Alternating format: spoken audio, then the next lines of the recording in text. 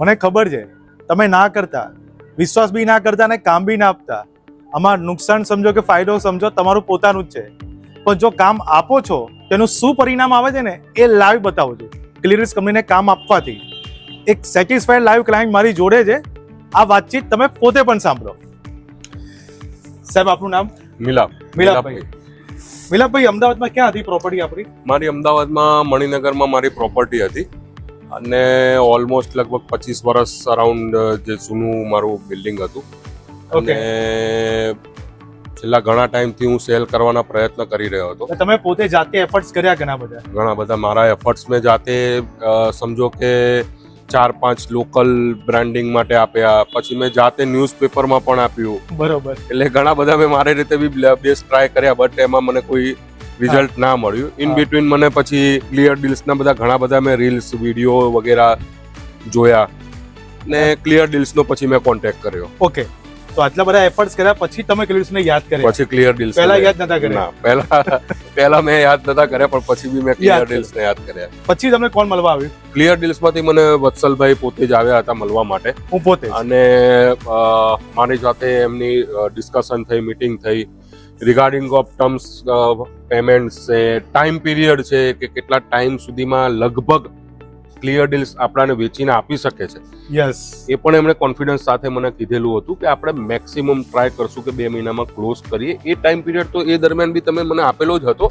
Okay, તો પછી જ્યારે હું તમને મળવા આવ્યો, સમજાવવા આવ્યો, ત્યારે મેં તમને વાત કરી હશે કે ભાઈ અમારું આ સર્વિસ પ્લાન હોય છે ને. સર્વિસ પ્લાનમાં તમે મને જે પ્રમાણે જણાવ્યું હતું કે એક પેકેજ આપ્યું હતું કે 60,000 પ્લસ GST વાળું, એમાં હાફ પેમેન્ટ અત્યારે તમારે મને એડવાન્સ કરવાનું રહેશે.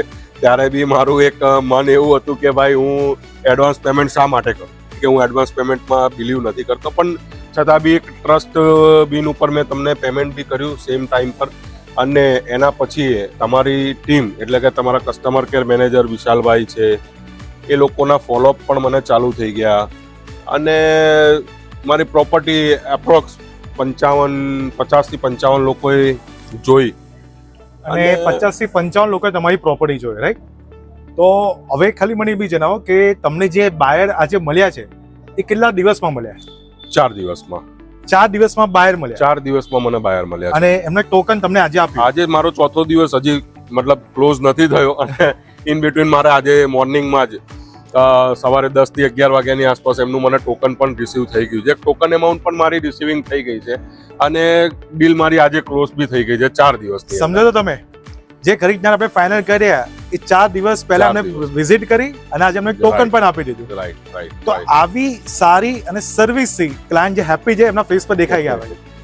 સાહેબ, હવે ખાલી અમારા મેસેજ, આ તમારો મેસેજ આ મીડિયામાં જે આમાં પ્રોપર્ટી જોઈ રહ્યા છે લોકોને આપો કે જો ખરેખર પ્રોપર્ટી વેચવી હોય, લેવી હોય તો ક્લિયર્સને કામ અપાય કે ના અપાય? નહીં, ક્લિયર ડીલ્સને 100% અપાય અને ટ્રસ્ટફુલી અપાય. જેમ કે મારું બી પહેલા એવું ફીડબેક હતું અંદરથી જ કે હું એડવાન્સ પેમેન્ટ ન કરું, ક્લિયર ડીલ્સને ન આપું. મારા મેં હોપ લગાયા, મારા મેં મેન પાવર લગાયો, પણ એની પાછળ આફ્ટર સેલ્સ એટલે કે મારા પેમેન્ટ પછીની જે સર્વિસીસ હતી એ એમના ક્લિયર ડીલ્સ તરફથી હતી કે તમારા માણસના ફોલો પાવર ડેલી એવરેજ દિવસનો એક કોલ તો ક્લિયર ડીલ્સમાંથી મને હોય જ કે આ ક્લાયન્ટનું છે, આ કેવું છે, આ ક્લોઝ થશે, નહીં થાય, કેવો ફીડબેક હતો, શું છે. તો એના કારણે હું તમને કહીશ કે ક્લિયર ડીલ્સનો તમારે 100% કોન્ટેક્ટ કરવો જોઈએ અને કામ આપવું જોઈએ કે જેથી તમારું કામ ઝડપી, સરળતાથી અને આનંદદાયક તમને પ્રોસિજર પતી અને તમે બી મારા જેમ હેપી સેલ આઉટ તમારું કરી શકો. રાઈટ?